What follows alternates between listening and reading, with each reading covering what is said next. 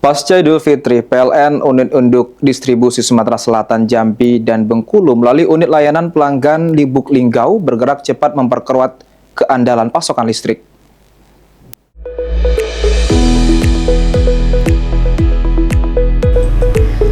Upaya ini dilakukan melalui perbaikan saluran kabel tegangan menengah atau SKTM di Jalan Poros Gardu Induk, Lubuk Linggau sebagai langkah antisipasi pasca tingginya beban listrik selama Ramadan dan Idul Fitri.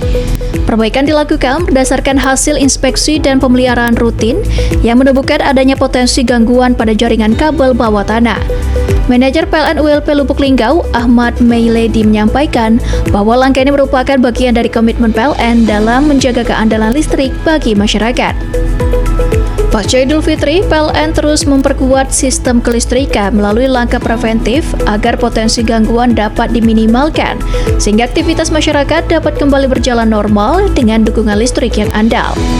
Sementara itu, General Manager PLN UID S2JB Adi Herlambang menegaskan bahwa periode pasca Idul Fitri menjadi momentum penting untuk memastikan sistem kelistrikan tetap dalam kondisi prima.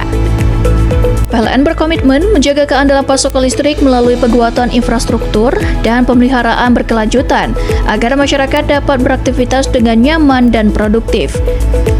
PLN juga menghimbau masyarakat untuk mendukung kegiatan di lapangan serta memanfaatkan layanan PLN Mobile dan kontak center PLN 123 untuk kebutuhan kelistrikan.